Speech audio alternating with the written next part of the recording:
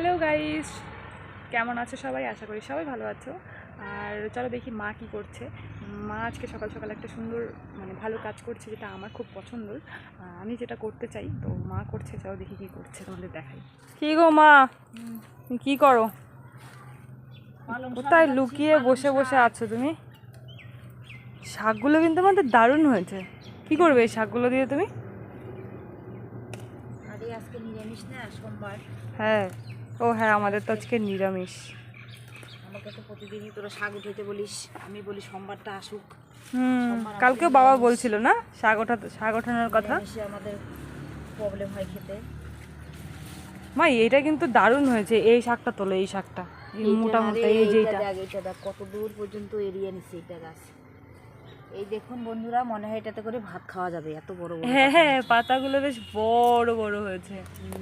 আর একটা পাশে কলা গাছও হয়েছে। আর একদিন দেখিয়েছিলাম যে শ্বশুরবাড়ি থেকে আনা গাছ, ফুলের কলি চলে এসেছিল ফুল ফুটবে বলে। আর এই যে মহা শয়তান, এই সুজিকে আমরা ছেড়ে রেখেছিলাম। আমি বিশেষ করে, আমি জানি যে ও কিছু খায় না, সত্যিই কিছু খায়ও না, বাট কিছু খাক না খাক, ওই গাছটার পাতা একটাও নেই, সব পাতা শেষ করে দিয়েছে। যে 3-4টে কলি এসেছিল ফুটবে, ওই ফুলগুলোও খেয়ে ফেলেছে। ওটা পারেনি, ওটা ভেতরে। এই দেখুন বন্ধুরা, কত বড় বড় পালং শাক। এই দেখো, উঠতেই ইচ্ছে করে না। হ্যাঁ সত্যি মা, জমিতেই থাক। কিরকম উঠালে মনে হচ্ছে যেন ইস, উঠিয়ে ফেললাম একবার। দেখ কি মোটা মোটা, কি বড় বড় শাক হয়েছে। তো তাই একটু বেশি লাগবে শাকটা। ঘন্ট পড়ে গেল পড়ে।